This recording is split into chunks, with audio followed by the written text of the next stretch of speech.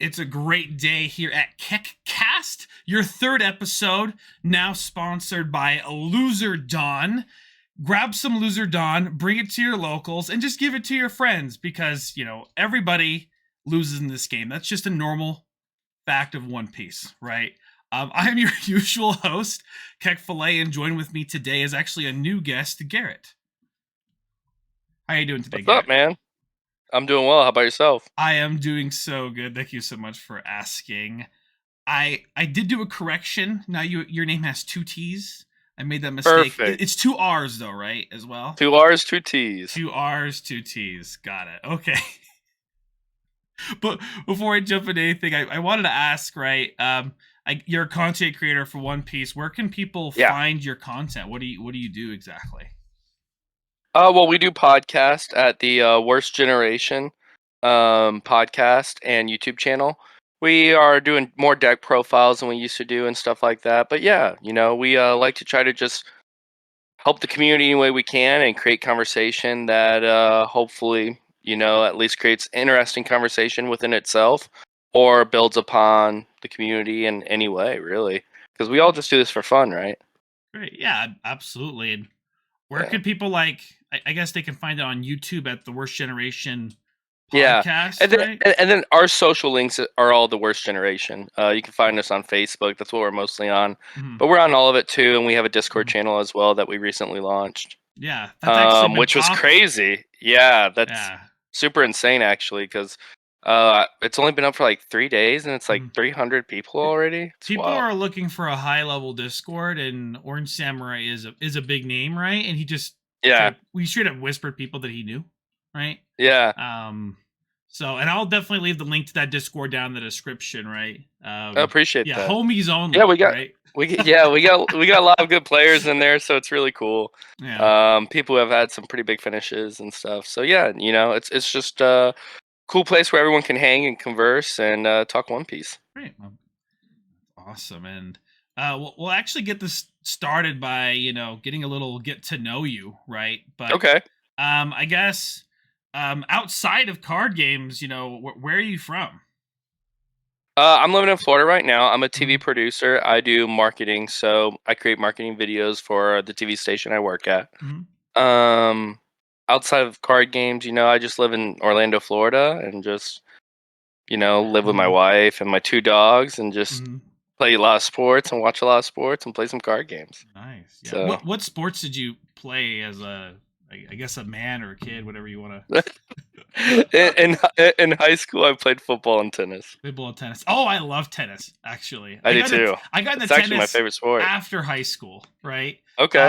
But you get bigger. Never a bad time for tennis. It's never a bad time for tennis. One thing that's picking up a lot that I never jumped onto is pickleball. Right? Yes. I haven't played it, but it looks super interesting. Yeah. Well, some people get really saturated with it, and I've had a guy who got so he was so committed to pickleball. I'm pretty sure he probably lost his girlfriend, right? Because of that. So it's just that's all he had time for, which is really interesting. Yeah. The only reason I can make fun of that is because I know him well. Okay. So see, I already have One Piece, so yeah, I can't have pickleball like that. Yeah, that's for sure. But at least you can do a little bit more One Piece at home than you can pickleball, right? So yeah. It's very true. Very true. And then within that, do you play the other video games, right? Like right now or before? Yeah, right now I'm actually playing Jedi Survivor. Because I loved Fallen Order. Okay. But yeah, I'm on PS5. I got the new Xbox too, but I mostly play my PS5. Yeah. But most of the time it's like and I usually play like single player games like God of War and stuff like that. So okay. Wanted to ask to see where people can relate to you, because people will relate that way, right? Yeah, so, I know a lot of people are PC gamers and play like League and stuff like that. Just what it is, right? Yeah, no, I get it. So you can relate in that way. People can see, Sage, he played a lot of League of Legends at some point and then quit the game. Sounds like a lot of people, right? Actually, Yeah. that's a common thing. It's like that and Destiny, I feel like a lot of people really used to like. So people are on a big Overwatch train right now, though. So, but isn't that because the second one came out or something? Oh, Overwatch 2 came out, but my girlfriend plays it a lot, and I don't really know what pulls her back in, but it must be fun. It has to be fun. Okay. Right? She's actually playing it right now, so that's good. I play a lot of classic WoW.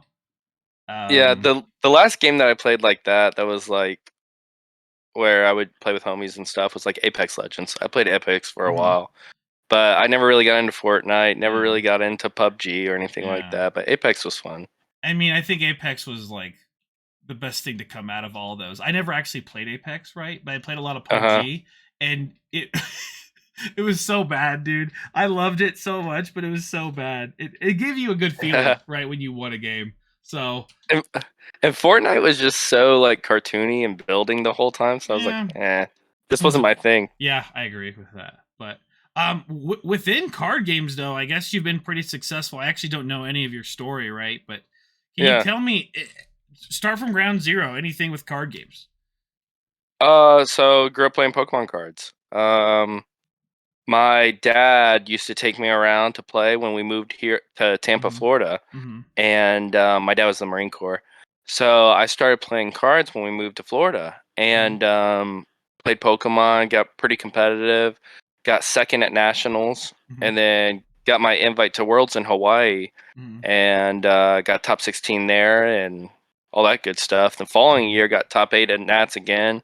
And then top 8 at Worlds, so that was like the biggest achievement, probably. Yeah, and then I guess, I mean, Pokemon isn't as booming as it used to be, right? But at what point was that? I'm kind of assuming it was a little pre-COVID and like booming. Oh, Pokemon. way before. This was like 2008. Oh, okay. Yeah. This is. I don't realize how old you are, right? So yeah, I'm 30 years old. 30. Okay, I'm 28. Yeah, so, yeah. Okay. Back in like when you're like in finishing high school or in high school. Yeah, I'm in high school. Yeah. So, and then the only reason I stopped was my dad got went overseas. So, there went my ride, and it was kind of like our thing we did together, anyways. So, yeah. So once my dad left, I actually quit playing card games, and then heard One Piece was coming out. Big One Piece fan. So I was like, "Damn, I miss playing cards." And how long was that distance? Again. Like it's been like over a decade since you played a card game. Yeah, about 12 years. Oh, dang. Okay, got it. I mean, this is my first Bondi card game, right? One Piece. But I've never played Magic, right? But my brother got me really into Card Fight Vanguard. Like, okay, I got somebody of Vanguard. Yeah, I know Evan, right? Yeah, he did a lot of Vanguard. There's a lot of things with Vanguard, right? I don't like really play it anymore. I was really successful in Vanguard, but fortunately, it's a Bushiroad game, and Bushiroad has its own problems, right? Yeah. So, you probably get that, but I mean, my only experience the Pokemon player before One Piece, by the way. We got a room with some guy at a Kara Expo, a big expo, which was also regional for Vanguard. But they weren't there for the card games. They were there for the idols, right? But really? I want to ask this question. I guess maybe, I mean, this was back in 2008, right? When people were playing cards back then, how delicate were people with their cards? Or were they not delicate? Did people riffle shuffle? They still riffle shuffle, right? That's funny. Is everyone's hand just bent out of shape like this? Yeah, right? there's like a picture of me that one of the people in the Discord found of me playing Pokemon. This is a different Discord, and from here in Central Florida. And they're like, "Damn, Garrett, look at your deck, man. You got like Pringles over there." And it's just, yeah. Really? It was not the most delicate. Yeah. You would say on TCG that'd be like damaged, right? For sure. Oh, 100%. Yeah. Yeah. And they're all arts, of course, and everything. Oh my God. I had the flashiest deck possible. Yeah. It's insane. There's this guy on Facebook. I just saw. He's looking to buy alt art Namis, but damage for like $120, right? He's Hey, more power to specifically him. looking for damaged alt art Namis. And so If you're gonna play with them, I guess why yeah. not? One guy said, I have 2 that are stuck together. People are like, I'm following this. I need to know why this happened. That's funny. I can think Yeah. of a few reasons. I can think of 2 reasons. Yeah. That's funny.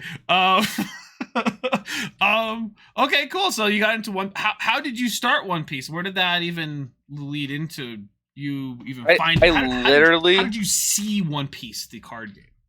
Actually? Yeah, I saw an Instagram ad. I think, of all things, Mm-hmm. I was on Instagram and saw a card game was coming out for One Piece, and it was just after COVID, I think, and I binged One Piece because I had nothing better to do. Because, well, I guess what else do you do besides watch anime during COVID and post-COVID? So watched all of One Piece and became a really big fan, and I was like, yeah, I'm gonna play the card game. And that's just how it happened. And then I met everyone I did in the Central Florida scene, which is like a super tight group of players. You know, it's super cool, super awesome group to be a part of, and just really embraced me from the jump.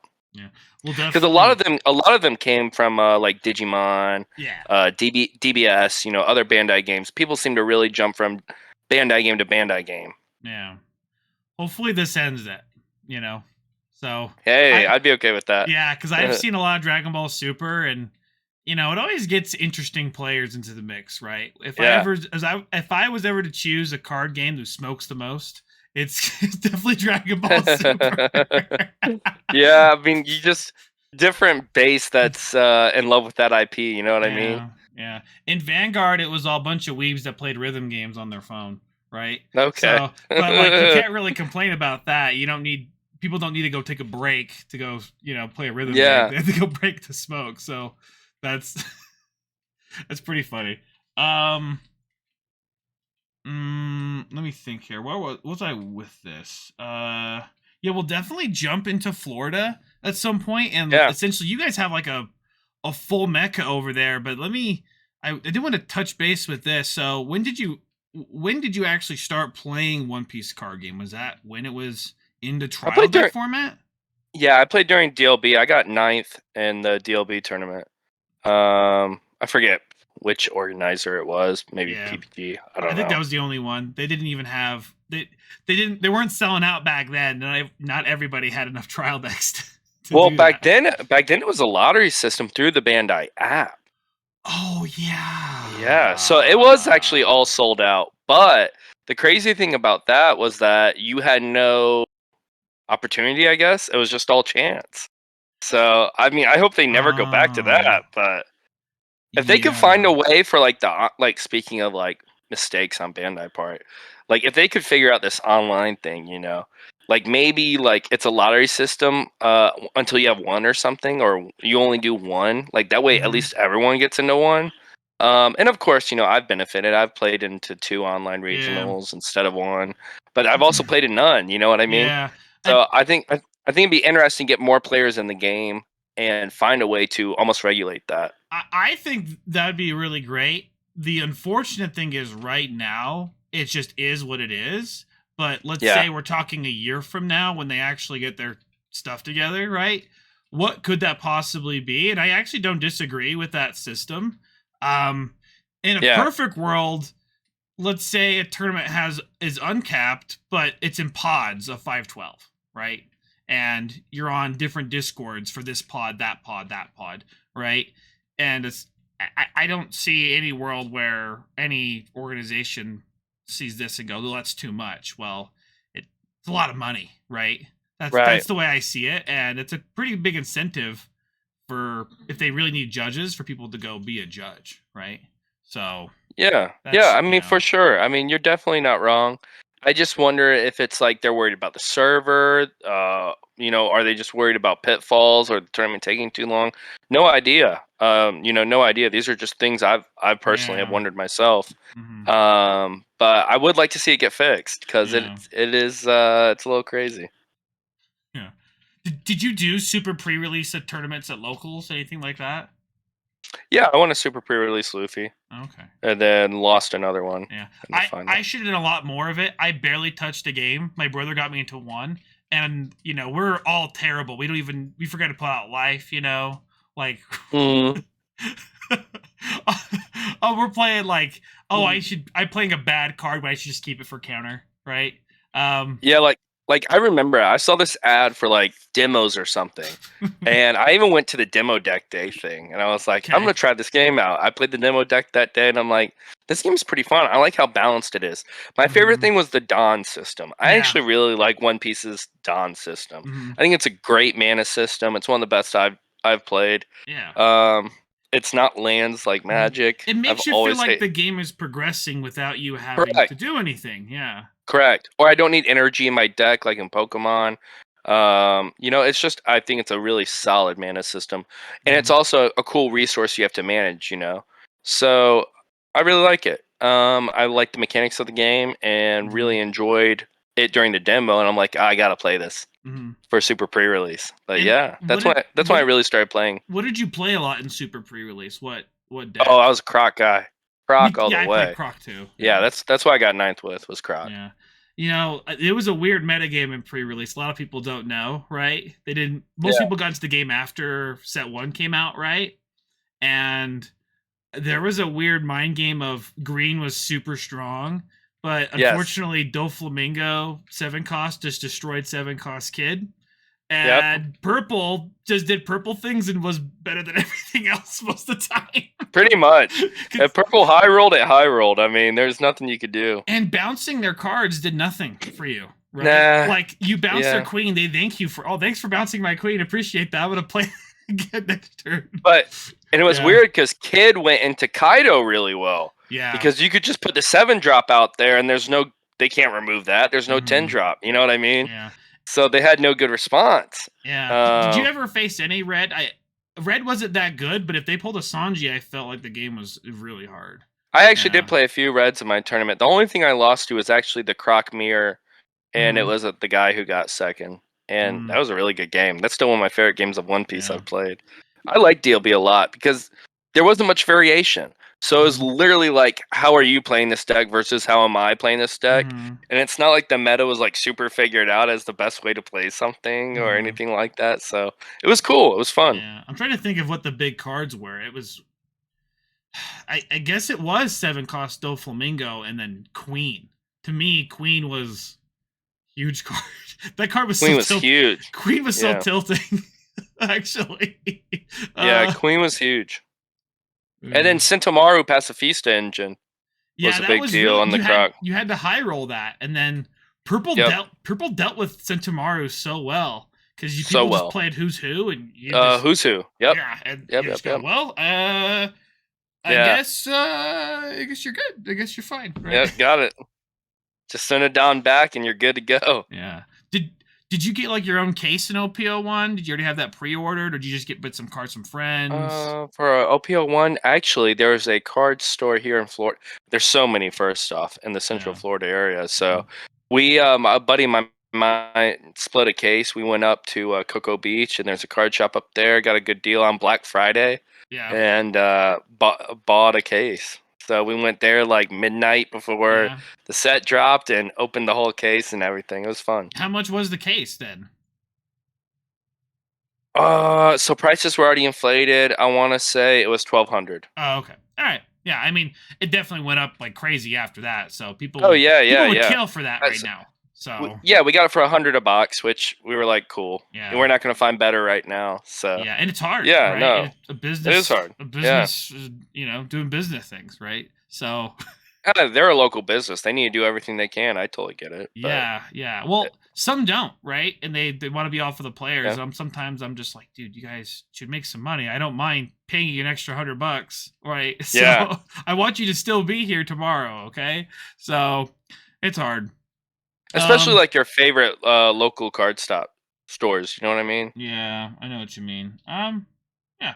Well, actually, let's segue that into Florida and your holy mecca of card games. I don't live in Florida, right? So can you tell me about your locals? Like how many you have? Is there one literally every day of the week? 2 every day of the week? Yeah, there's literally one every day of the week. They can range like during OPO1, average one was probably 30 to 40 people. Mm-hmm. OPO2, it's dipped. Mm-hmm. The first month was super strong, but it's dipped since. I think just because the format's so stale. Mm-hmm. No one wants to go and play Mm-hmm. against like all red all night and then Yeah, just go it's home. pretty serious. Like it's kind of funny because local prizes were super serious in OPL1. Like getting a promo was like actually Yeah, huge money, but now it's more like practicing for regionals, right? correct. Yeah, So all the money's at these events now. yeah, It's shifted over, because like look at Event Pack Jimby. You know what I mean? yeah. That card's stupid price. So I know it's gone down some, but I look wish. at the straw hat Don. You know Uh, what I mean? I wish all the other cards. I mean, they'll probably never do this again. An only promo card. I think they should just be different arts of cards. That's a good Yeah, idea. But I wish all the other cards were actually good. yeah. Like it's just like Jinbei. The other ones that you can't even really make an argument for. I can't even think of one. I mean, I guess Bart, if you're playing the film deck and But kid. do people even play that in the film deck and kid? Yeah, they do actually. It Oh, actually won locals yesterday. no. Was Kid with the film deck. He saw across his video and tried it out and won actually. So that was funny. Okay. Well, I guess I feel like that's one of the cards you have to play around that whole card for the whole deck to make it work. Because it's not a bad card. It's just No, removal. I just don't like removal in this game. That's all this game is, there's by a the way, lot of is it. removal, right? There's a lot of it. Was there Yeah. a point where you thought a card was so good and you played it and then someone removed it and you thought, oh, this card's not good? Is that for a time? Yeah. You remember that Luffy from OPO1 that attaches Don to himself? Yeah, yeah. I'm like, oh, that's cool. You don't have to do anything. He dons himself, all this stuff, but then you just get V-Stud, and it's like, yep, Yeah. that's terrible. Because Yeah. I tried it in Garp, so Yeah. you're just automatically using Garp's ability every turn, Hmm. but it just gets so popped so easily, and it's just like, Yeah. yeah, it's frustrating. Mine is when Guild Tesoro came out. Do you know Guild Tesoro? No. He's a purple card in the film deck, and he's on attack, -2 Dawn, draw 2 cards. I'm like, dang, that's Oh, pretty yeah, I know who poppin'. you're talking about. The guy from that movie Gold. Yeah, Yeah, yeah. yeah. So yeah, that card's popping as heck. I'm like, oh, I'm building a deck right around this. And then I play against Gum my Gum. brother. He just goes pistol. I'm like, Yep. well, I scoop, and I'm never playing this card again. Yeah. I actually played a Magellan now because of Thunder Bagua, right? But Yeah. Draw 2 sounds nice though. draw 2 for basically, I call it free. It kind of is free, right? Yeah. In a deck that you're gonna ramp it back up anyway. You get 2 Dawn every turn. Especially once you're at 10. Yeah. Oh, yeah. I actually did it against someone yesterday playing Whitebeard. He had like 8 cards to hand. He's like, "How many cards do you have?" I'm like, "I have 10 cards." And he's like, "Really? You have 10 cards? Like for real?" I'm like, "Yeah, I have 10 cards." It's like, okay, all right, sounds fair. So, yeah. But removal is this game, right? I guess even next set and set 4 is gonna be pure removal. I keep on seeing all these blue event cards, and I just get so wet thinking about these blue cards, dude. Yeah, no more auto loss to 8 kid. It's like put it at the bottom of the deck. Yeah. Apparently, We still have options, but I mean, why? Now we don't need to have those options. Yeah.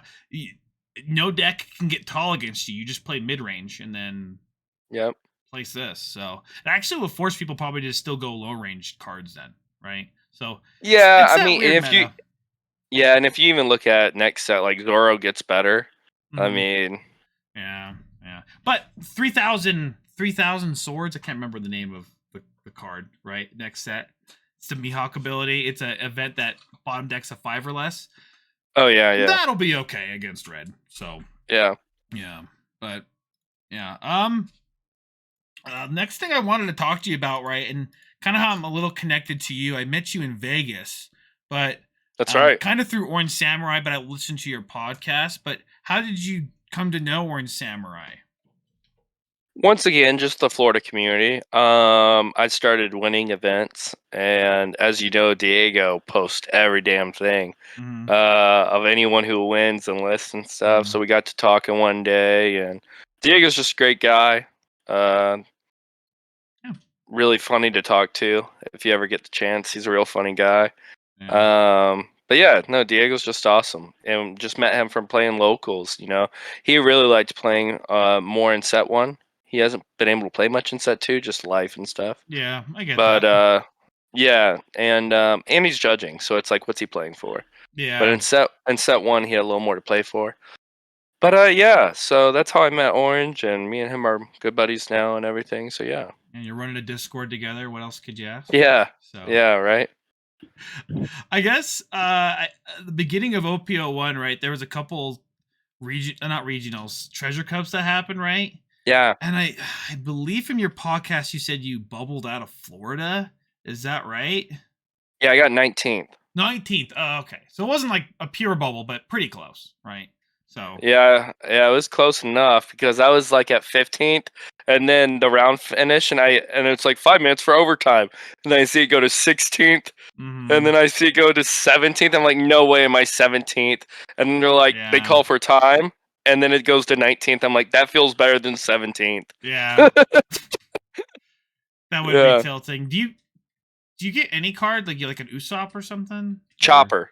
Chopper's Chopper. top 64. Top 32, I think, was another event pack. And then top 16 is where you got the Usopp. Usopp. Top 8 was Zoro. Zoro and Luffy. Oh, you get Zoro and Luffy? Yeah. I don't understand. It's just cardboard. Just print it for the top 16, you know? Just top 19. Sorry, that's what I meant to say. For top 19. Yeah, the pricing was weird. Yeah, it is kind of strange, isn't it? But I thought it should have been Usopp for top 32, and then top 16 would have been the Zoro, and then top 8 would have been Luffy on. I don't know how it was in Pokemon, if there was like a top cut or other card games. Oh yeah. But I always found, I thought this card game would be, first of all, top 8 because that's all I was used to in Vanguard, right? And that's nuts. I think is insane to do top 8, right? And why isn't there top 64, top 32 played out? Yeah. Why is that not a thing? I don't know. In Pokemon at Nats, it was so big we had to play out top 64. How big? I mean, Nats back then was getting even like 500 or so people.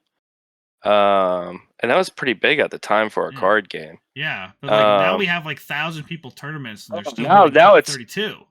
Yeah, now it's crazy. I mean, the numbers for card games in general. I mean, especially since COVID, COVID just shot like card games up like crazy. It would be kind of hot to do like a top 128 or top 64, right, for something. Yeah, I mean, well, because here's the thing too, and here's the thing with Pokemon for me personally. Like, I'd always play some rogue damn deck I made up or something, or someone did, and like at my best showing at Nats was just like almost this Empoleon starter deck. That spread damage to everything. But the thing with when you play like that though is like you just need to make top cut. Yeah. And then you can just work it out. You know what I mean? You can just work through everything. Swiss is the hardest part.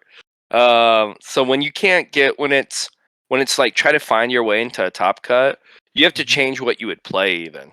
You know what I mean? Yeah. You have to play something far more consistent. You have to play I mean it's why I've been a Whitebeard this whole set. I think it's just the most consistent deck. I just would rather try to win the late game and beat you then and have that consistent result every time. Yeah. That's just the way I look at it though. But it's interesting. You mentioned the top cut cards and stuff like that. And Pokemon, at Worlds, they give you a Tropical Wind card or Tropical Beach. I forget whatever the hell it was called. But I sold my top 8 one. And at the time, I sold it for like a PSP, right? Because I'm 15 or whatever. I want a PSP. And that card now is worth like 20 grand. 20 grand. I gave up that card for a PSP. It just blows my mind. Yeah, it's kind of crazy. Even card games from 5 years ago, cards that I sold to my brother, they're going for so much more, and I can't believe that. We play a lot of Weiss Schwartz, right? Uh-huh. And that's very anime. The whole thing's anime. Whole card game's out Right, there, like I have so. a Tokyo Revengers deck sitting right over there. Yeah. So, especially for weird idol sets, my brother pulled like the most rare of rare idol sets out of 3 boxes, right? Like some card. I think we sold it for like 1,100, but Nice. we didn't realize late post COVID the boom for PSA cards went up, so. I mean, it's just crazy how much people just want a piece of the collectibles stuff. Mhm. Like my second place trophy from Nats, and it's a trophy, mind you. What are you going to do with it, right? Someone offered me 1.1K for that. So it's like, what are you going to do with that? $1,100. Why do you want that trophy? Yeah. Well, it's kind of. Would you rather look at that trophy or $1,100 sometimes? That's Well, I look at it this way. I'll wait till I'm down on my luck. Yeah. That's a good point. I think there are some things though, right? Like eventually there's a crossing point between do you want it, do you need it, or is it worth it now, or do you think it'll be worth more later, right? That's very true. Very true. So like I sold my regional mat like to a guy messaged me for my locals, and I sold it for him for 300, which is actually I think pretty good now. Like I'm happy. What'd you say you sold it for? You cut out. 300. I sold it for 300. Oh yeah, 300 is solid for that. 300 solid.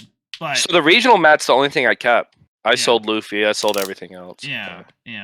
My brother won a super pre-release Luffy, and at the time it was like 700, and he finally put it up, and I had to convince him. Well, do you want $700 in front of you, or do you want that pre-release Luffy that's literally doing nothing? And he's like, yeah, you're right. So. But no, I mean it's how it goes. Like I really wanted to keep the Luffy, but once my wife found out how much that thing was worth, because a friend said it, it's like, yeah, that ain't staying in the house any longer. You'll be just fine, right? We don't feel too bad for you, so it's fine. Yeah.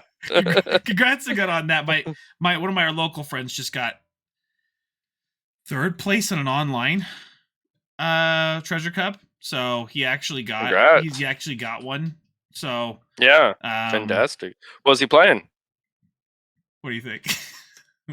Whitebeard? Yeah, I play Whitebeard, Yeah. I just had lunch with him or dinner with him today over a celebration, right? So yeah. So shout out to Paul. But congrats, Paul. Yeah, we have a good little local here in Utah, because I'm in Utah, right? And we have 3 or 4 going on every week, and there's one that gets kind of big, like 20, 30 people. 30 people when it was really big, right? But generally we always have like at least 12 people, so it's not dead, which that can happen. Oh, for sure. Yeah. I guess I kind of went off the rails. So we're in Florida, right? There's a local every day of the week. How far do you have to travel for your locals when you go? Usually 5-10 minutes. 5-10 minutes every single one. Farthest one out is maybe 45 minutes. Okay, how often do you go a week? Oh, I only probably go once or twice a week. Twice a week. Yeah, I always usually go on Wednesdays, because afterwards, me and the guys, we all go to Twin Peaks afterwards, eat food, drink some beers. But and then we'll go back to my buddy's house and play test till like 5 a.m. and I'll just hate myself at work the next day. 5 a.m. So yeah, so we have like huge long nights on Wednesdays where we all get together. Most of the people who have been like on the podcast, like Sagar and Butters and stuff like that. Yeah. But no, it's a good time. And then I'll play like one other random day, whatever works out on the schedule. But once or twice a week. What is there ever a time where you need to gear up and you go to locals more, or I guess maybe during OPO1 or pre-release it's really big, right? Pre-release it's usually too hyped. You have to go to every single one. So I don't feel the need to go to locals more, I should say. But what we have is we have like 8 solid players who have all had like really high place finishes in these regionals, treasure cups, etc. And we all go to my buddy's house, the producer of The Worst Generation, Trevor's house. I'm talking like 8 to 10 of us, and we just jam games. It's the hardest locals I've played. And we'll just order a pizza, get a case of beer, and just literally play till the sun comes up. Dang. Yeah. If Garrett's struggling at that local, it's a strong local, right? So it's maybe you're not struggling, but that's pretty good. continuing on, I guess we did meet at Las Vegas, right? I kind of said I talked to Diego the day before. I think I talked to you guys on Saturday or on Sunday, the second day, right? Yeah, you mentioned a comment on one of our videos Oh, about Dofi into law, I think it was. yeah. And I made a lot of comments and questions, and especially had to do with a lot of rulings because people were still wondering how tournaments go. Yeah. And one thing that grinds my gears on any game, and I almost quit this game at the beginning before, OPO1 came out, is just time, right? I don't have ADHD, right? But I can get bored if someone's taking a long time. It just becomes unfun, right? I've definitely basically wanted to quit a whole tournament because I had the least amount of fun because someone was taking absolutely too long, right? So I played too fast. Honestly, there's no excuse for this game not to be a best of 3. You should be able to jam 3 games in 45 minutes. Mm-hmm. I honestly believe that. I agree with you, actually. However, it requires normal players to play a little faster, right? Yeah. However, because we are stuck in this 35-minute time, it's almost gotten fast players to the point where, well, I don't need to be the fastest. I just need to be fast enough, right? Right. So even like good players that are really fast will do that. And the only person I know that purposely tries to play pretty fast is a guy who he plays all the fast decks and he wants to go out for a smoke before the next round. I'm not even kidding. So yeah, so it's just. Well, I'm always hungry, so I always want to take like a lunch break after. And it's like I'm just trying to go get a snack, man. Let's get this over with. Let's do our game. Let's jam out. Okay. Did you act real quick? Jump into this. A pro tip, okay? Do you have any pro tips for big events? Should people prepare themselves eating before, after, bring a snack? What? Yeah, I got a big one. This was clutch. So in Peoria, there was no like food stand or anything. I can't remember. Maybe there was, but it wasn't anything worthwhile. So anyways, they said when our break was going to be, and I had Jimmy John's delivered, and that was so clutch. I had Jimmy John's ready to go. Dude, you could you could order so much Jimmy John's and then like sell that out. Oh my gosh. Oh, I mean, there you go. There's the real business idea. But yeah, no, that was good. And then other thing is, if you're staying at a hotel, take some granola bars or something. Mm-hmm. Shove some in your bag. Mm-hmm. When you're at the breakfast. Yeah. I mean that was awesome to have that stuff on us. So no, that was definitely good. My big advice is prepare your body the day before so you don't have to poop when you're there at the tournament. I think that's pro advice, okay? It's just a good place to avoid, baby. Right? No doubt. I also recommend not hitting the casino too hard the night before, because I did that in both Vegas and Peoria. And it worked out in Peoria, but not so much in Vegas. Yeah. Did it make up for Vegas, or just like not really? Just it wasn't so. No, bad. I ended up like just breaking even. So no, it did not make up. That's pretty good. I know what that means. That means you still lost some, right? That's usually how I do, but that's. Maybe $5. Like I was super close to even. Yeah, I did all right actually. But what's your game of choice when you go to the casino? Just craps. Crabs. I want to throw some dice. I think I'm a smart player in a lot of games, right? I play a lot of poker. Yeah. I can't wrap my head around a lot of the craps bets and doing everything. I watch a video and I'm like, dude, this is like the dumbest people I know play this game, and they're like geniuses in it, right? It has the best odds. Possibly. It's a great game. Yeah. I love that game. I like to do the one with the worst odds, the roulette. So it's funny. It was funny because like Saga, who got top 16 in Peoria, once we found out there was like a river boat casino in Peoria, we were like, hell yeah, we're going. It was so much fun. It was nice little casino too. Peoria or before Peoria? We did both. Oh, okay. Okay. And when you went to Vegas, I know it's a far trip for you to go, right? Yeah. I guess you just signed up and you got in and said, screw it, I'm going to Vegas, right? Yeah, And pretty much. I know it's cheaper to go to Vegas than any other city, like in all of America, right? So Yeah, it was pretty cheap. It was like $100. yeah, it was $100. Did you what? Was it like Delta or Frontier or Spirit? Frontier. Okay, I took It was basically the Frontier. same thing. Okay. Yeah, it was $100 there with Frontier. So Yeah, it was all right. that's really good. Dude, I hope Nationals is in Las Vegas because that's just so much cheaper to travel to. That My would guess be is going to be LA. I think it'll end up being in LA. like Anaheim Convention Center. Maybe, I don't know. I just know Digimon was out there. I know Bandai likes LA. Oh no! I mean, That would be my guess. It's not too bad for me because I'm only 2 states away, and I Yeah. already have my invite. But man, I don't want to. I'd rather go to. I'm such a baby. See, I'm closer to anybody. I'll make it like a week-long vacation and Mhm. just go to Vegas first. Then middle of the week, fly out to LA, and then do the tournament. Actually, it's cheaper to fly to Vegas and then go to LA.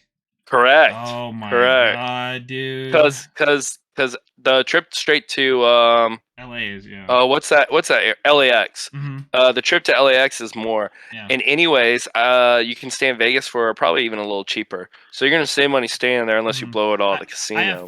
I have family in Las Vegas too, so it makes it double cheap, right? Oh, okay, so cool, it makes it really nice, and friends that have so that's really nice living near that state. But oh, for sure. Yeah. We're gonna try to make it like a week-long vacation for us. So I'm pretty stoked. I went to Japan one time for Vanguard, and I had to think about what the best way to go was, and that was going to Vegas and then flying over. Right? It was very cool. At least $300 cheaper for the whole. Very flight. nice. So, yeah, pro strat, everybody. Fly to Vegas, then fly somewhere else. Hey, maybe if we're lucky enough to get to Worlds, One Piece will do it in Japan. Oh, you think so? I don't know. That'd be cool. That would be really cool. Have you ever been to Japan? I have not. I went there. I have not. It was literally a week before COVID in January of 2020. Oh, wow. Wow. Yeah. Like I landed back in United States and COVID was a thing, right? But you just got out of there in the nick of time then. Yeah, I know. Oh, dude, you got back in the nick of time. But imagine I'm going there. I'm buying Japanese cards, right? To play in their Japanese tournaments. I went to play for Worlds for Vanguard, right? And didn't do so well in that, but that's fine, right? That's how it goes. But I actually went and bought Japanese cards to play against there, and I had a lot of fun, and I won like one local there, and it's definitely interesting playing with Japanese cards, knowing what they do against Japanese players. So, and everything's different. Like the tables are really small. They're like straight up on your knees. Nobody has a play mat. There's not a lot of room for to play cards, to be honest. Right. So when I played at Worlds and Pokemon, everyone always came to the States. Like they were only here at that time. It was always like California, Orlando, or Hawaii. So yeah. The only thing is, do you think Nationals, they have, if you like do well in Nationals, they fly you out to Japan? If they did fly you, they fly you out to somewhere? I don't know. That's how Pokemon did it. Okay. I have no idea. I have no idea if Pokemon even still does that. Like my trip to Hawaii was completely compensated. So what if Worlds is all on webcam, but you had to be there in person to get the invite? What? Worlds is all on webcam, but you had to be there in person to get the invite, right? So we still have the quality of players are still there, right? And every game is recorded. I just hate webcam. First off, oh, you do? Okay. I'm not a big webcam guy. Webcam card game. Well, I don't know. I feel like you get a lot from just seeing the board in front of you, seeing your opponent react to things. It's harder to, I mean, some of these camera setups, you don't even see your opponent's face. Yeah, I mean, I think it's important. That's a big part of a card game. Yeah, actually, you're not wrong about that. Should I do that? Should I include my face in mine? Because I could. I mean, I usually just try to show my opponent as much information as possible. Yeah.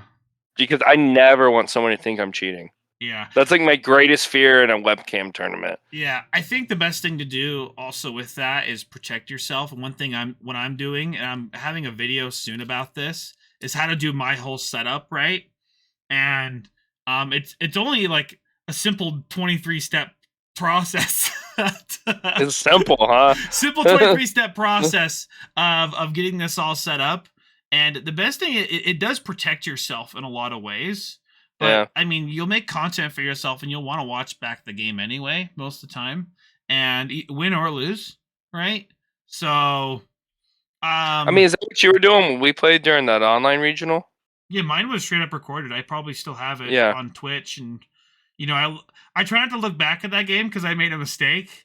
I forgot Squad was a 3 cost. Yeah, you did. I didn't bottom deck it, and I'm like, oh, dude, I suck so bad. Yeah, you did. You did like a Vista instead or something. No, you attacked my. No, I didn't do anything because there's nothing to do besides that. Oh, So, gotcha. That would have been one less attacker, and I could have maybe blocked out everything to maybe win. But that's like that's a lot of maybes. That's a lot of like 2 turns back, right? So like I went like 6-3 on that tournament, right? Still pretty good. Yeah, I'm not mad about 6-3. I'm never gonna be mad about 6-3. But I went 7-2 of that tournament and bubbled out at 33. Oh, that's so rough. Dude. Yeah. So that's where the bubbling came from. Dang. So in Las Vegas, you went to Las Vegas. I was also there. Sure did. You played in there. And because it was such a low 252 people, right? And the most unique venue on top of because we're just a speck compared to the rest of the venue, right? Right. And like we were like speakers going on. Yeah. All kinds of like heavy music going on the whole time. Yeah. Girls just shaking their butts all over. It was too much, dude. It was honestly there was no concentrating in Vegas, let me tell you. Yeah, I think at locals we need to just bump music and just get, just waifus up in. I needed a whole Naruto training arc for Vegas, man. I was not prepared for that. Yeah, I lost my first game, right, and that really sucked because I'm playing Doflamingo into like red, and I'm like, oh sweet, this is really good matchup for me. I lose. I'm like, what the heck? That's so bad. I won my first matchup and then lost the mirror the next round because like everyone was playing Luffy too at that same time, and then I got just sent to the Shadow Realm. I played the most Rant. I could play blue Croc, blue purple Croc. What did you play? I played so many random decks that day. What did you play that day? Like what was your deck you played? Luffy. All Treasure Cup I played Luffy. You said you jumped out early, right, to get into side events. Were you able to actually get into the side event? Yeah, I got into the side event. Oh, Yep. Because that was really, really hard to get into. They had like some weird rule, but well, you had to drop to go into the side event, and they had that this past weekend too, at Texas. If they could change one thing, they need to make side events a little better. I dropped at Vegas as like 3-3. I think I was either that or 3-2, and I'm dropped because I'm like, well, whatever. I care the most about top 16ing, so that's not going to happen. Let me make sure I can get a chopper tomorrow, or try to. You know what I mean? Yeah. And then I had to do the same thing in Arlington. And it's just weird that they make you make that decision. Yeah, and it's not a good decision either, right? It always sucks. No, it's a lose-lose. Yeah, and the thing is, I think you said you were X2 or X3, right, at the time? Yeah. At one point in that tournament, I was 2-3, and I was so sad. I'm like, dude, what am I doing? Like, why am I playing this game? Like, the worst thoughts you can think of. Yeah. And then I bring it back to 5-3, and then I walk away with the chopper, and I'm like, what happened? Exactly. That's why I was so frustrated. It's like we all dropped, and it's like, oh, we were still within the reign of chopper. Who knew? Yeah. You know, it was just like, that was so frustrating. Yeah, I'm not a big fan of how they organize their side events. I believe that's Play TCG. But it is what it is. Yeah. I think there definitely could be improvements for side events, right? I think people gotta be. I don't think people aren't too worried about the pricing, but just something to do, right? Because especially going X1, you just drop, like you're forced to drop, right, when you go X1, right? And so you go there, I won my first game, great, and then you go to the second game and you lose, and you go, well, why did I come all this way for 2 games, right? It's because some people only go there for side events, right? That's correct. That's a thing people do, and I encourage people to do that, but they need to make it a little bit more worth their juice, right? So right, because think about it. For the chopper side event, you still get an event pack on entry. What if you hit a Jimby? You know what I mean? What if you hit some card you've been looking for? There's still always a worthwhile reason to play the game. I just wish more people were able to play the game. Yeah. I think it should be a little different. I like what they're doing with Buddy Battle, but Buddy Battle is too long of a format. So and all you get's Nami sleeves. It's like weird. Okay. Yeah. You're right. But Nami sleeves. one thing Vanguard did, games were a lot faster, right? And you could do this in one piece. They did a bingo chart, and pretty much you don't have to even, you can lie, right? They come to sign, the judge just comes and signs your thing that you did this, and the chart can be like, you got a trigger, or you did this or that, right? And okay. Just that sort of thing. It could be like a lot of funny things that happen in One Piece that normally don't happen too often. And when you fill it out, you get like a mat, right? So gotcha. That would be cool. I think mats are pretty affordable to do, right? Basically, people can make fast. Like I said, mat's the only thing I kept from Peoria. That was my favorite thing. I love that mat, just of the 3 brothers. I'm a sucker for that mat. It is a good mat. I liked looking at $300 more, but that was a good mat. It's just funny. I did sell him something for cheaper, so it's not like he didn't get gypped, guys. Just so you guys know. I think it's going for less now. But yeah, jumping into that after Las Vegas, I guess I didn't know I was actually you at the time. I only found out from your podcast I had played against you, actually, when you played Whitebeard, right, against me. Yeah. I didn't know that was you. Right. But I think I was on Boatbeard at the time. Yeah. Yep. Yeah. You played Squad, right? So you don't play that. You don't play that great card anymore, right? So no, I do not. Yeah, that one tilted me, but then you got 33rd place, so it's fair. Just kidding. I got tilted too. Don't worry about it. Yeah. I guess yours is worse. Yours is much worse than mine. I got super tilted. How'd you do did you get into another one like the day after or the week before? Day after, and I went 6-3, lost in the final round. Oh, okay, got it. Yep. That's one where I went 8-1, and both days I lost to an Ivankov player. Really? The first day I lost to some Ivankov player, and I have never seen Ivankov high roll higher than that.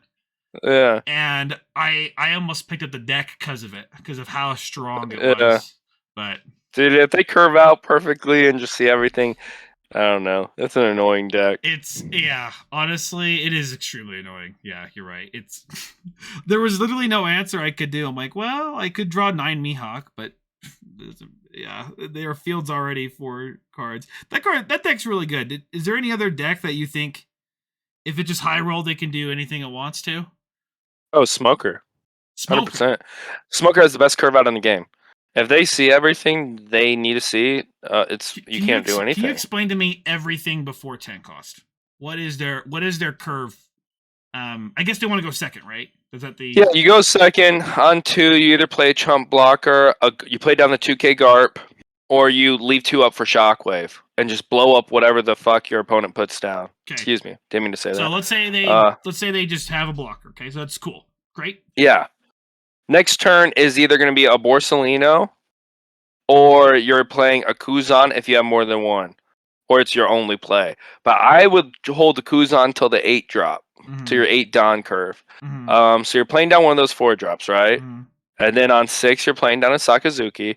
And then on 8, you're going to play down that Kuzan because you want to remove the 4. And then on 10, you play the 10. Because you want to -4 on that Whitebeard and then drop the 10. Boom. Where I find that their curves the most obnoxious, and this is where I found black being really strong, is if they get 2 4-cost Kuzans out. then I'm like, well, I Yeah. guess I just lose. That's literally what Well, happens. yeah. I mean, anything can be removed. You know what I mean? Yeah. That's why I like. That's why I like putting it down the turn before you 10 drop, because it's like they have less of a chance to remove that card. Mm-hmm.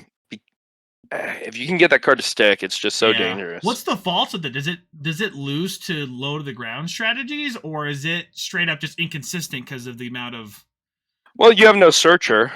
I mean, that Yeah. sucks in this format. And yeah, you're just hoping to draw your curve. You have no way of obtaining your curve outside of just hoping I draw it. And then outside of that, I would say that you do have a harder matchup against Zoro that can just rush face the whole time. Yeah, I guess you can't kill everything. You can only kill one card at a time, right? Yeah. So, Especially if you don't have your swingers out yet. You know what I mean? yeah. And that's really interesting. Smoker just won the European I saw that. against Kaido, but I'm wondering how slow their meta is. I mean, not like slow in a bad way. They just slow down a lot, because that's generally how things go. It's really, really fast. Then things get slower, and then even slower things combat that. Like Z can be seen as a deck that can do really well against a lot of these mid-range decks like Doflamingo. I don't know how it is into Whitebeard. I'm assuming it's not terrible. It can't be that bad, right? I think 4 life with any leader that isn't Law is bad into Whitebeard, to be honest. I actually agree with that, but it's just those kind of decks that have that kind of control, right? Yep. Can do that. Well, that's why Ivankov is so annoying. You play down your 4-drop vanilla, whether it's in Strawbeard or like I play the Whitebeard Pirate. Mm-hmm. That Luffy just is going to lift it every turn. Or a Marco. Nothing sticks. Yeah. Every turn. Every turn. Did you get into any other online like treasure cups or regionals at all? Did you even try? Nothing. I tried. I tried for all the online treasure cups, and I tried for the online regionals. What was it, like a week ago, 2 weeks ago? Yeah, you gotta like be a refresh master. It's hard. Yeah. I didn't get any. Yeah. Some people get into none. Some people get into 2 or 3. I got into 2. Right. But I have gotten to every in-person tournament. So yeah. That's so expensive. I could have signed up for those, but I don't want to spend the money to travel, right? Yeah. One of my buddies in Peoria, Jules. Actually, I think you saw him in Vegas too. Someone came up to me and said to say hi for you. Yeah, I told him to say that. Okay, then that was him. Yeah, Asian guy. Yeah, white hair. Yeah, that's Jules. I actually went out to dinner with him tonight as well. He got top 32 in congrats. Not Peoria, in Texas. So Arlington, yeah. In Arlington, yeah. So he did also super well, right? Not surprisingly, but yeah, he just kind of went out there on a whim. I didn't even know he was gonna go, and then I'm like, "Oh, you're there." Nice. Yeah, like I got into the Ohio regional, but I don't think I'll be there. I'll be casting that week for a 5K tournament here in Florida. Casting. Oh, I remember you guys casting some online video. Okay, for some online tournament, right? No, that was in person. Yeah, no. Oh, it was in person. Sorry, I was watching it online, and I have this clip still. And I need to show you it. I don't know what happened. Why the audio is so desynced. Oh yeah, it was desynced bad. It was desynced bad, but I have a clip of some guy you interviewed. And I think he kept on saying absolutely. Absolutely. I don't he played Green Kinemon in like one of the rounds. Oh yeah, red-haired kid. Yeah, I remember still. I think Twitch this guy was just like, this guy says absolutely a lot. And so I think I have clips of you talking to him about his build and everything, but he just said absolutely a lot, and I couldn't get over that. I'll definitely share you that link, because it made me laugh. Like, I mean, I don't want to make fun of the guy because he's just talking, right? But yeah, he won that tournament too, actually. He did? I thought some other guy won it, but no, he went undefeated. Absolutely incredible. So yeah, absolutely, absolutely, dude. Yeah, that guy was absolutely super good. So what I want to do as well is I actually do want to go over just your whole Peoria experience, right? Maybe you talked about it a little bit on your content, right? But did you write down anything like your games at all? Do you have it kind of in your memory at all? Like what No, happened I can round by I can round? guess at most of them. But no, I didn't write anything down. Yeah, I know you went I never do that. undefeated. You went I did. undefeated Yeah. in Swiss, which is Swiss. super Yep. good, right? Obviously, Yeah. super Yeah. good. At the time, I was watching that, and there was a ton of Doflamingo in the tournament, right? Which was already There's super a high. bunch. Yeah. I played against 3 Delphis, I think, that day. Mm-hmm. Yeah. Yeah, and you didn't lose. And every time, yeah. no, every time I played down, well, they played me like Strawbeard. And then every time I played down boat, their face just went white. They were like, "What do I do?" Yeah. I had the same thing at locals. There was one guy who plays Boatbeard, and I wouldn't say he's the best player in the world, but I didn't know what to do against him. I still won, right, due to other things. Right. But I'm like, Sure. if this was like in some really high level players' hands, I don't really like. It's just a brick. Like it's crazy. Yeah. It's so good. And it's like I say about that event still. I think more than anything why my list performed so well was just it caught people off guard. Okay. They would see Namis and they would be like, "Oh, it's Strawbeard," and then next thing you know, you're dealing with Marcos aces and Whitebeards and boats, and it's like all this whole other thing. I guess you know? if they don't, that's actually a good thing. That's actually an interesting thing. People practice against certain things and then they get thrown off by something that's good but not what they're used to. So because like even against other Whitebeards, you know, they're putting all their down on their leader, swinging into my leader, and I'm just taking life. I don't care. Yeah, you know, but they don't know that. You don't even think about countering. You just took it immediately. I would be like, he just took it. I so comboed fast. out of life before taking all my life maybe once that entire tournament. Like I don't even think I'm kind of doing something similar with Magellan before 2 life. At 2 life, I start comboing out, but get that hand size. Yeah. Well, it's just getting Thunder Bagua active. Right. Yep. That's the thing. That's a different thing. But let's talk about top 16. You probably remember a little bit about that. Who was your first opponent? Yeah. A Strawbeard opponent. He obviously was in 16th place. 2-0'd him. First game, I got to pick because I went undefeated in Swiss. So you automatically win the dice roll. So that was really cool. That's how they played it. So I chose to go second. I don't know if I saw a boat the first game. I know I did the second game, and I saw it out of life on the trigger. And he was like, "Are you serious?" And it was just one of those moments. And he was actually a really good Strawbeard player. It's just a really good matchup. Yeah, and you want to go second in that matchup, right? Is what you're saying? Yeah, so you can just curve out and get your Whitebeard pirate down on 4-drop on your 4-don. So that way you just get more bodies out faster. Because really in Strawbeard, like I said, you're just snap taking every life while you accumulate board, and they're just not able to do that as much, it feels like. And then you just kind of win at the end. Now, top 8, who did you face then with top 8? I played Tyler.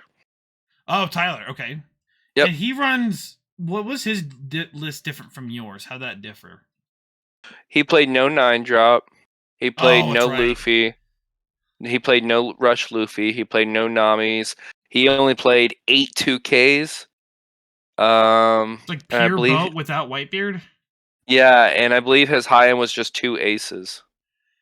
That would definitely throw me off against that. Yeah, it's such a wide board. Is that what it is? Definitely weird. Yeah, sorta. I mean, he played that guy where it was like boosting all his Whitebeard pirates. Yeah. By 1K. And I had played, as you know, because I played against you in the regional, my own version of Boatbeard, so it wasn't like too surprising to see that. I'm like, oh, I know what you're gonna try to do. You know what I mean?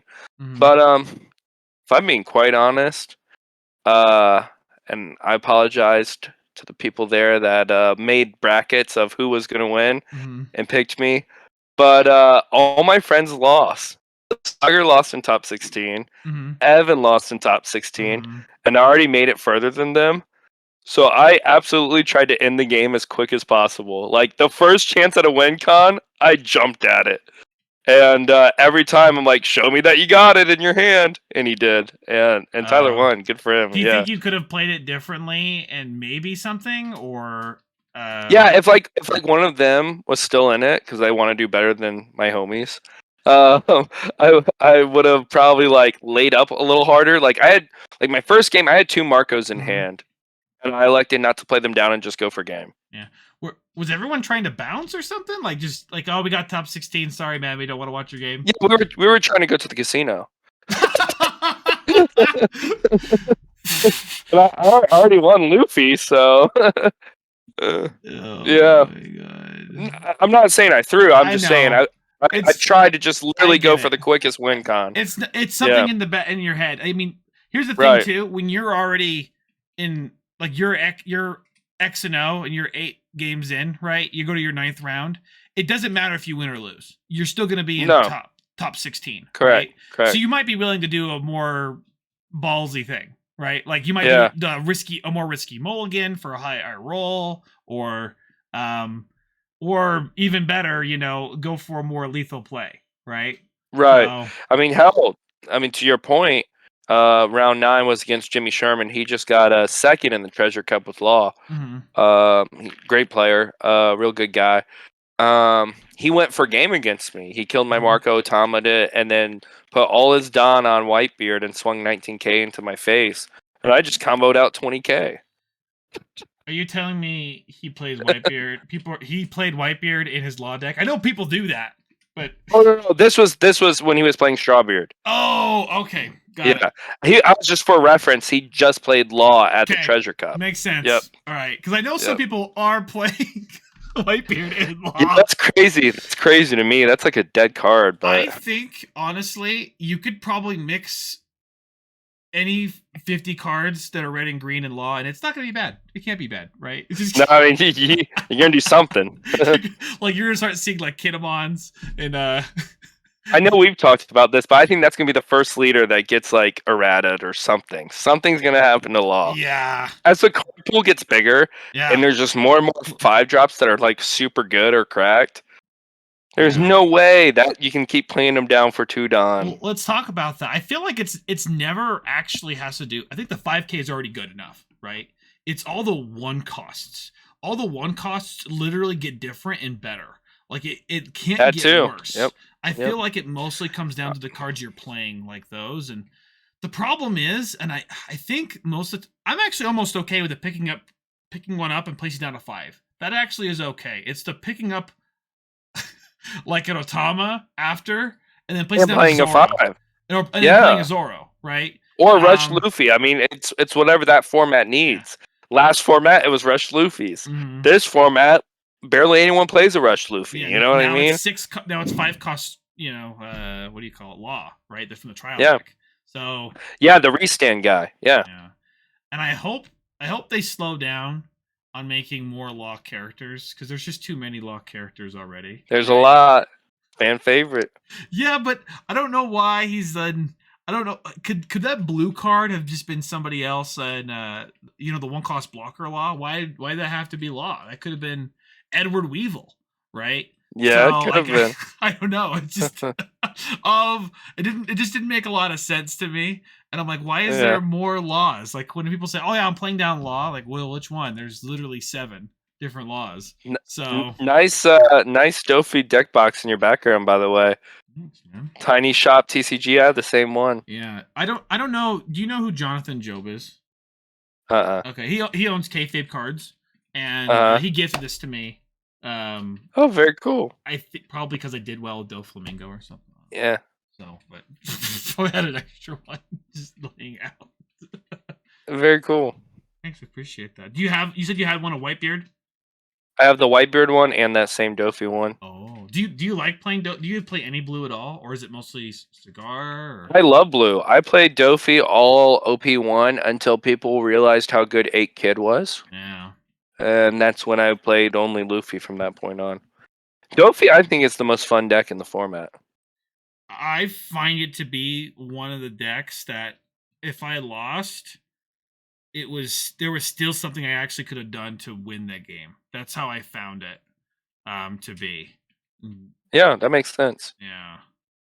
Very rarely is it's they saw everything. It's like one in every 20 games, right?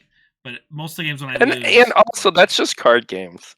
That's gonna happen. Yeah, I mean, no, that is card games. Actually, I think it's more often than that. Usually, it's 30%. You're gonna high roll, and they're gonna low roll. Yeah. Right. And so it's basically 30% of the time you're just gonna win because your opponent's unlucky.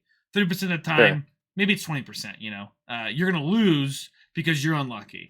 But then in the middle, what's that variance, right? How do you control that? My first game at Arlington, I played against Smoker, and I'm playing Zoro. Easily my best matchup. I'm like, this is gonna be great. I resolved 3 Dodons that whole game. Didn't see one Nami the entire game. Didn't see one Zoro Rusher. And I didn't see my one Diable Jable. So there's like right there 9 cards that I could have seen to just win the game. Didn't see any of them, Yeah. Happens. Yeah, that happens, but I guess it's that middle part what we can control. But that was the part you couldn't control, right? So, but nope. And did he curve out great or just like average? Average. No, I literally, if I see one rush card or a Nami, I literally just win the game because I got him down to 0 life. You literally had half the deck to see and literally couldn't find one. Yeah. I mean, so 3 Dodons. So I went through 15 cards. That's without drawing. Yeah. And I didn't get a Nami or a rush. It's not like I bottom decked all my Zoros. Like I didn't see anything. Yeah, even out of life. Dang, I even think of that because life's a bit. You got to be really careful attacking red sometimes if you're going to put them down to 0 life because they're just going to. Because you give them cards. Yeah, you almost want to keep them at 2 or 1 life and then do a bunch of little swings right after that. Because it's definitely a mistake that I've made before.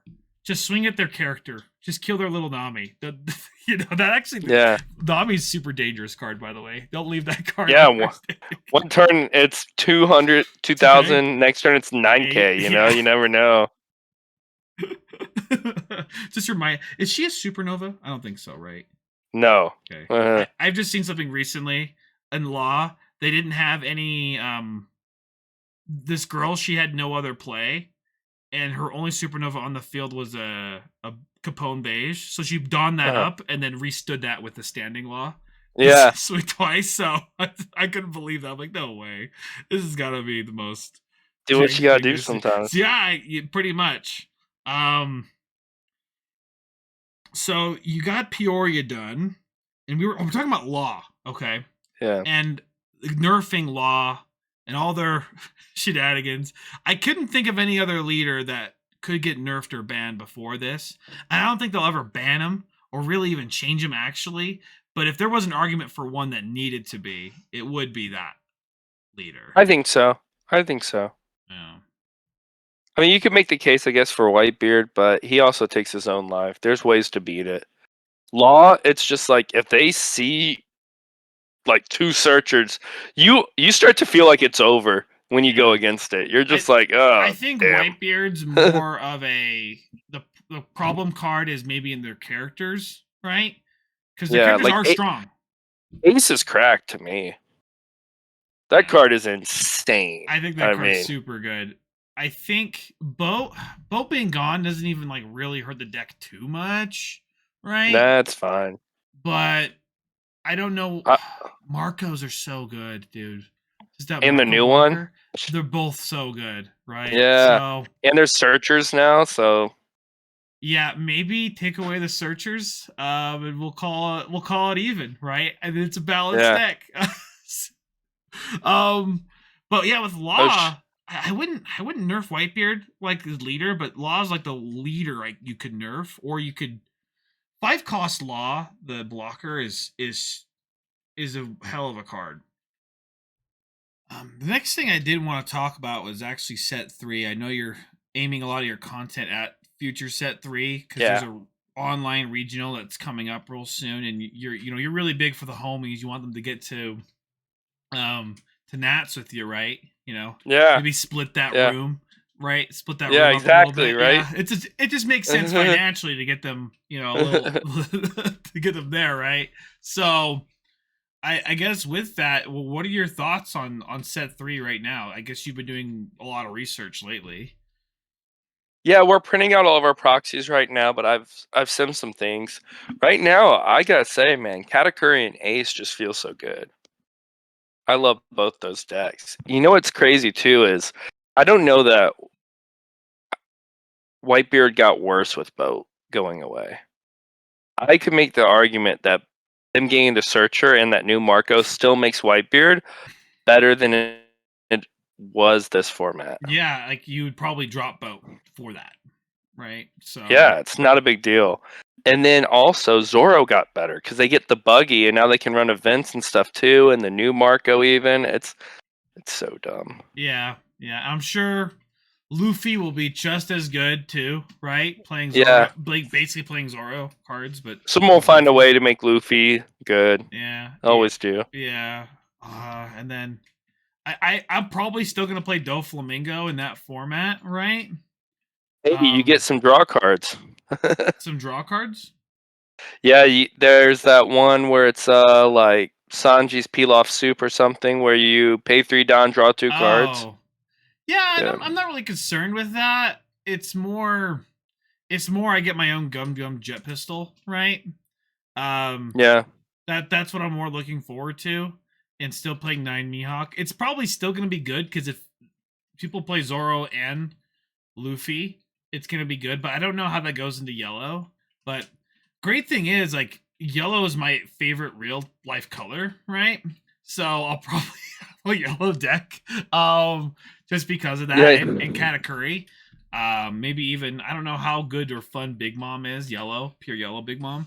So Yeah, I'm super interested in yellow. I like the whole life mechanic thing. So I'll definitely want to play yellow. That's gonna bring a lot more webcam shenanigans with it too, because show the top card of the deck. Judge, he saw his top card of his deck. It's gonna be crazy. Yeah. No, it's more on the players not to be or to be educated, right? Like, yeah. Yes and no. It's unfortunate though that there are players that will try to take advantage of the format of webcam. You know what I mean? It's still unfortunate that there are players that will do that, but you're not wrong. It is still the player's responsibility to know what to look for, to know how to diagnose a problem, and ultimately how to call a judge. Well, so many people will have problems and not call a judge. You know what I mean? Yeah, I hear that. Yeah, it's hard because it gets kind of awkward, but it shouldn't be awkward. It should be like you're calling a judge. You should think about like you're at a local and you're calling a judge, because you're just trying to clarify things with your opponent. You know, it's literally just to get clarity. It's no ill will. Doesn't always mean cheating. It doesn't always mean anything negative. It can just be, hey, how do we fix this? Something happened. You know what I mean? Yeah. A lot of times, if you're an experienced player, you know what to do, right? But I think it's good to offer, if let's say you make a mistake, you can offer to grab a judge to clarify it, but you could clarify with your opponent. Like, sometimes this happens all the time. I'm sure you flipped over the top 3 cards or 1 card of your deck by accident, right? Sure. That's just a normal thing that happens. Yeah. And so you're like, what do we do? Okay. Yeah. Take the bottom 8 cards, because you searched those cards before, leave those to the side, and then shuffle the rest of the cards up, and then things like that, right? And sometimes players will just resolve something like that within themselves. 9 times out of 10, that's how it's always been for me. But you are more than inclined to call a judge, and they will get game state to where it needs to be. Yeah. But you're right, totally happens. Even someone could walk by and accidentally hit your deck or something. I mean, it could be as trivial as that. But I do find it interesting that, like, I don't know how much you heard about it, because I know you didn't go to the in-person regionals. Oh. But the rule sharking. Oh, can you clarify? I heard about it, but I wasn't there. So you were there. So it happened big at Peoria. That's where it all came about. Like during the middle, like maybe around 5 or 6. Someone said, and then everyone caught wind of it, that you have to declare your 9 new gate character, and you have to declare the leader. If you do not declare the leader because it says up to 1, you do not get the 2,000 bonus, and the life thing if you're playing Whitebeard. So that became a thing, and the Don is not errated like every other searcher, and you have to declare your amount you're searching for. Yeah, that was also a thing. I'm starting to see that in like big webcam games where they're like, they place the Don 5. Yeah. 5. Yeah. What was the result of that in those games? That essentially they lost a game or even a DQ for like the Dawn? Yep. Every time it was, oh no, the Dawn was easier. They said like at Peoria, since that was like the day it really came about, was if you don't declare, it's 5. You have to look at all 5. Okay. Have to. Would there And be then any the scenario where you would look at 4 or 2? No, I don't think so, right? I guess if you're about to deck out, you can say that you're looking at 2. I don't know. Okay. Or maybe you know where your deck ends. Like, okay, here's a good example. Law players, they might go through their whole freaking deck. You know what I mean? They might only need to look at 2 and not want to recycle their whole thing. Or push like a Bonnie down or whatever. I've seen Law players memorize their exact order of their deck after they've gone all the way through it, and they were able to tell me their next 3 cards. I'm like, dude, that is insane. Yeah. Are you allowed to count how many deck cards you have in your deck? Like, if your deck has like a big stack?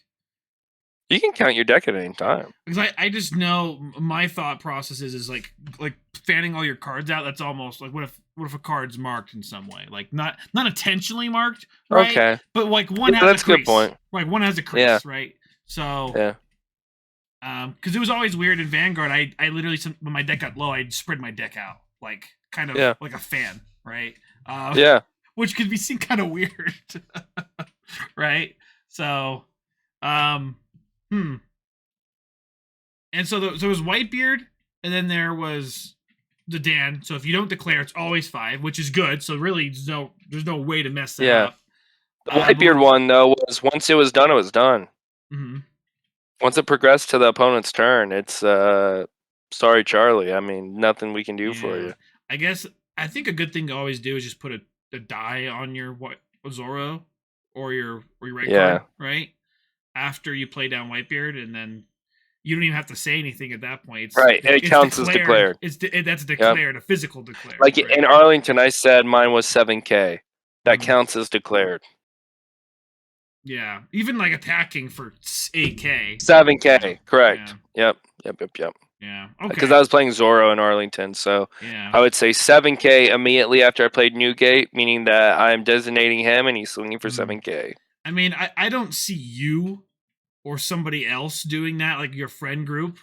They know what you mean when you play a Whitebeard, right? Oh yeah, I would never personally. I would just never call anyone on it. I mean, hell, at Arlington, my second round, I was going against someone who I could tell. I'm not going to say he was new to the game, but he might not have that like kind of experience in like big tournaments and stuff like that. And he passed his turn, and I'm playing Zoro, and he's playing Ivankov, and he left his Crocodile up, even though he obviously thought he played Crocodile that turn. He did not. Crocodile came down the turn prior, right? I'm like, you might want to swing with that Crocodile.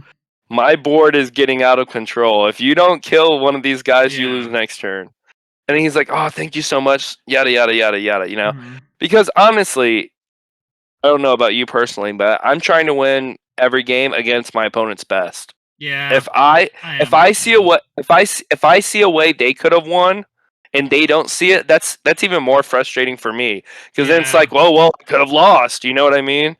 Yeah. It gets kind of weird. Especially at locals, I think it's good to remind, but at a big tournament like that, that's a lot of respect to you, right? For doing that. I probably would have done the same thing.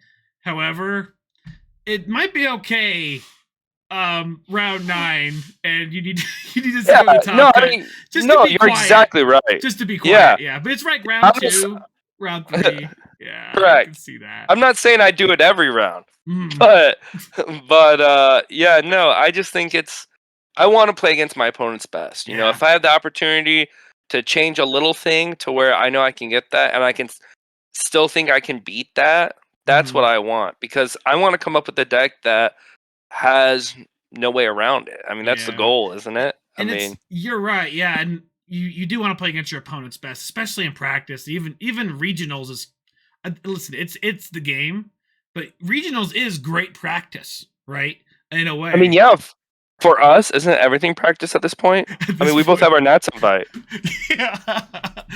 I mean, honestly, that's When how I look at it, you When know? I got my Nats invite, I went to locals. Like, regionals was really good practice for locals, guys. So that's Yeah. like I said. I don't know if you felt like that when you went back to locals. You just felt like a little bit. I'm not saying too big, but I couldn't lose. That's how I felt. Almost, Yeah. right? So I mean, the players like around here are really good, as I know you have some players up there too. But no, it's just good to keep that competition always around you, you know? yeah. It's like a small thing that happened yesterday. Opponent tried to attack my Magellan when they could have attacked a queen that was rested. And I'm like, "Are you sure? Do you want to read my card first, just to make sure? Because it might be a bad idea." They're like, Yeah, if they're both rested, probably go for the queen.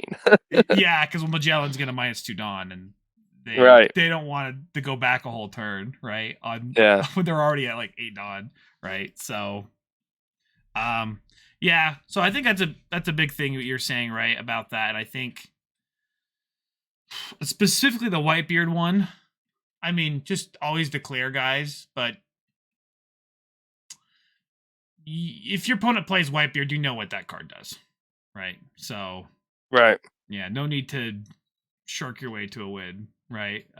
No, it's never gonna make you feel good at night. Yeah, and a lot of people won't like that either, because they're gonna tell their friends and that. I don't know how's that reputation for those people that were doing that sharking. Were they even looked down upon? Was that even a thing? Was that like oh well, you gotta do what you gotta do?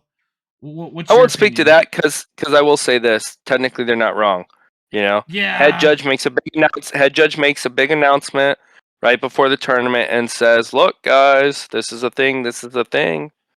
Declare your stuff. It's part of the game." You know what I mean? Yeah. So, however anyone wants to win is up to them. I have a way that I like to win. That's not everyone's cup of tea. Sure. But as long as it's not wrong, they're not doing anything wrong. You know what I mean? Yeah, that's right. Yeah. I guess I could agree with that. I never thought about it like that, but just interesting to talk about, I suppose. Right. Yeah, for sure. I mean that's just card games in general, you know.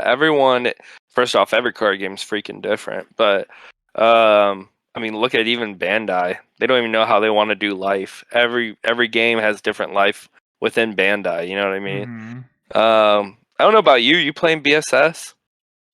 No. I'm not either. I'm just playing One Piece. If I get into a card game, it's because this card game died, and I don't. Listen. I'm a little busy in life too, right? I work a work from home job. You know, I'm trying to get healthy, and I play a lot of classic WoW. I haven't played a lot lately. I stopped playing a lot because of this card game, right? Yeah. But now I'm starting to play it a little bit again. Right, but this card game's kind of didn't sting, and now I'm doing this podcast, and I'm glad, again, I got you on here and everything, so hopefully, one of my viewers goes to your podcast and two of your viewers come to mine. Yeah, hopefully, man. Hey, you were one of our first followers, so we appreciate it, for sure, man. I was looking for a lot of content, and I followed OrangeSamurai on Facebook because he was judging like one of the limited tournaments. I thought that's pretty cool. Oh, he's making content. There's not a lot of content there's a lot of content creators, but he was the one judge, and you're like, well, that's different. Like that's for sure. That's pretty neat. He makes himself open. You could probably ask him any question anytime. He'll try to answer the best he can. That's a great resource to have, right? Almost and we've had Ben on. Literally the only level 0 judge in One Piece. So, Ben's a great guy as well. If you ever get the chance to chat up with Ben, go for it. Yeah. But yeah, no, it's been really fun. One Piece is great. I always make the joke that before One Piece I was super fit, and then I found the One Piece, and it's literally located on my stomach. It is just one big blab of nothing now. Have you gained a bunch of weight since you started playing One Piece? Oh, easy. I was like running 6 miles every day, every morning before work. I used to run half marathons and everything. I don't do any of that now. Wow. My sleep schedule's so out of whack every day. It's all good though. I guess the sleep It's so much schedule is fun. the main thing, right? So Yeah. But it is. mhm, It's honestly just been so much fun. That's the thing, And mhm. I always will do whatever's fun, And I got I'm fortunate enough to have a wife who is supportive enough and doesn't mind. So Yeah, it's all fun though. I that mean, what do is. you think? I mean, you've played Vanguard, you've played other card games. How would you rate One Piece? Rating One Piece. Let me think about it. The card game itself. 8 out of Like 10. I really enjoy the mechanics. I really Yeah. do. The thing I like a lot about it is that it's so simple that it doesn't the floor is so there, right? Yeah. Um it's so simple that it's hard to find really bad players, right? Yeah. And the thing is you can't really get worse, right? You can only get really better at this game. Even players I would say, I mean everyone started like played this game, they were terrible, right? And then you see them get really good, right? At some point. For sure. Even if it's their first card game ever, right? Yeah, So you especially see it at like a locals. mhm, At the local arena, where you see someone who's just starting to get in the game, then 3 months go by, and it's like, oh, but they've been playing all these good players the whole mhm, time too, and you just see them grow, yeah. shoot right up. I mean, and the thing you have to tell yourself, it can be intimidating. Let's say you go to a locals and everyone's like, some topper, everyone's going to nationals but you, right? But Yeah. at the end of the day, you're all playing the same game. You're playing the Yep. legitimately the same game, and that's what I still tell myself that, right? This guy Paul at my locals, he just got third at a regional, but he didn't have anything before this, right? But he was very good, and I had to always tell myself when I faced Paul, we're just playing the same game. Like he didn't break the rules. He's not doing anything different than other players. We're playing the exact same game. Um, Yeah. and the one thing I like about this a lot of time is, well, sometimes the games end up being whoever makes the least amount of mistakes, right? Sure. Um, Or resource management, yeah, honestly. Whether that's your hand, how you use your Don, hmm anything like that. But yeah, yeah. And a lot of times your playstyle is just an extension of like the deck you picked, right? But correct. it's whoever makes the least amount of mistakes at the end of the thing. There are some things you can't get around, right? But as far as that goes, that's fine. But one thing I would rate this community, the community is 9 out of 10, like super good, right? Like Oh, love it. extremely positive. There are some, obviously there's negative bits, right? They're still gonna have card game players that you know of that Yeah. ruin everyone's day, right? If you win a game, they're gonna make you feel bad. That's just life, right? But Yeah. as far as like people that show up to locals and they want to participate, and obviously having 10, 12 people or always someone to play with, right?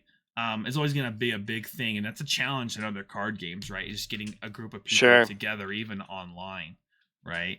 So Yeah, no, that's been my favorite part is the community. I can't tell you how many people I've become friends with, got to talk to, chat to, and just get to know from all from playing this card game. yeah, So it's super cool. yeah, that's amazing. With that too, there's one thing that the only thing that's stopping it from being a 10 out of 10, to be honest, is just it's just the frustration around regional signups, right? Yeah, And honestly, I might rate it lower if I didn't get into any of these, right? But I'm yeah, fortunate enough to be, a sweat lord and and signed up for all these, right? But yeah. You've got the bots working for you, right? no, I don't got bots. I hit refresh. You can be you really sometimes it's jacked. I don't understand how I got in one and someone else didn't get it when we were like literally pressing Yeah, at the same time. yeah, Fiber, right? That's my explanation. But uh with that, the main thing is that when after every sign up, and this will always happen, the whole community is just on watch. You have to all your friends are quitting the game, they're selling their cards. All of a sudden, yeah, every time a sign up happens, all the card prices drop. You'll notice that just because people are trying to sell all their alt cards. It's an actual thing. yeah. They get frustrated that they feel like they can't play the game. Uh, it's a valid frustration, I would say, but it Yeah, I just mean, you look is at what it is. BSS, and it just had its kickoff tournament in I believe it was at LA, and it was supposed to be capped at 512. They had 132 people. That's Oh, crazy. yeah. Like, there's never a time where One Piece isn't hitting their cap. Yeah, you're right. I mean, Now, not everyone might not show up. I mean, mhm. I get that, but I'm saying it's going to sell out before that it comes to that. You know what I mean? Yeah. Well, it just makes sense financially when it comes to these promos, right?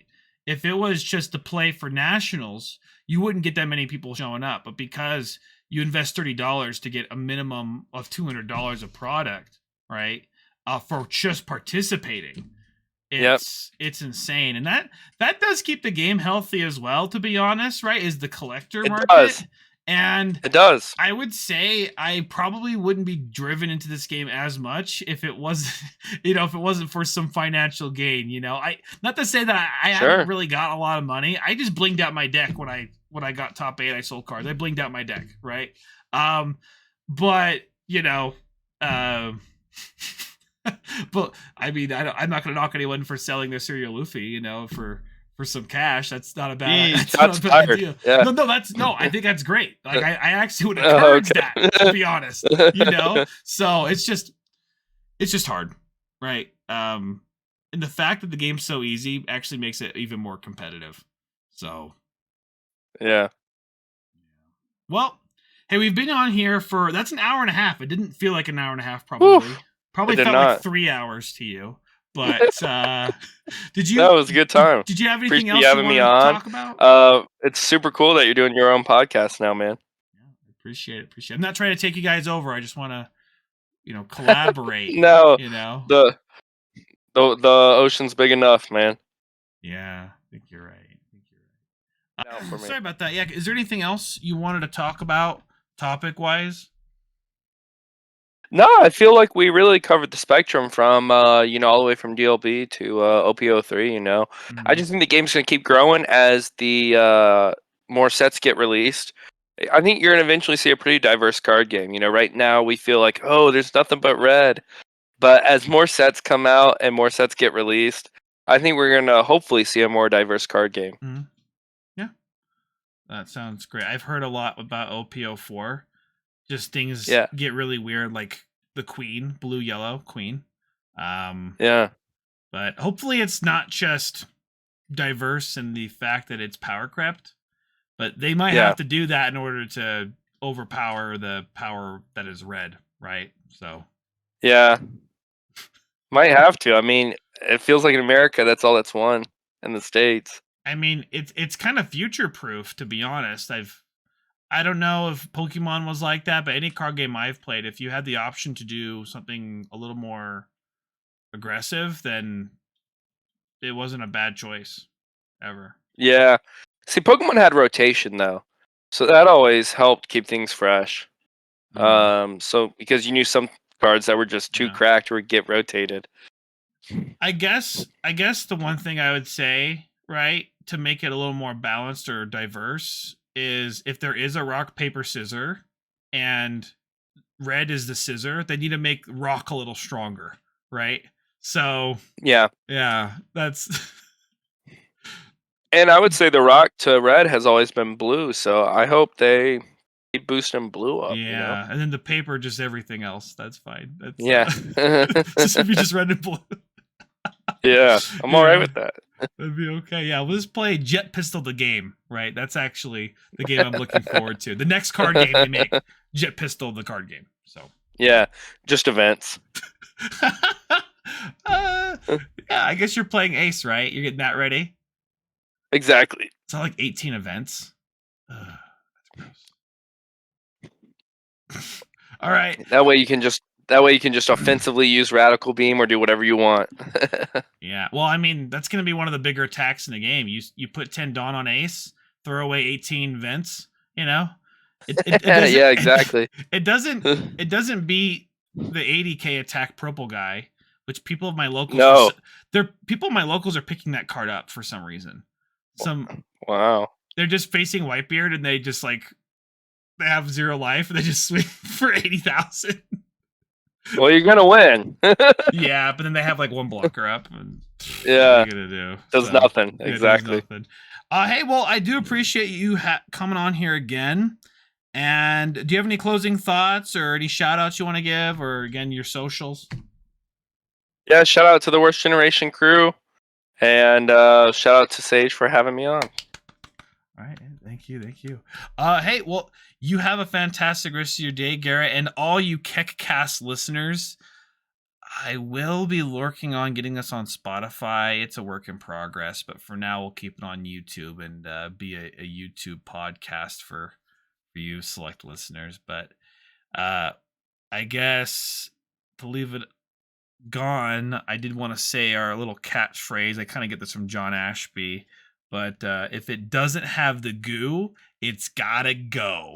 You all have a great rest of your night.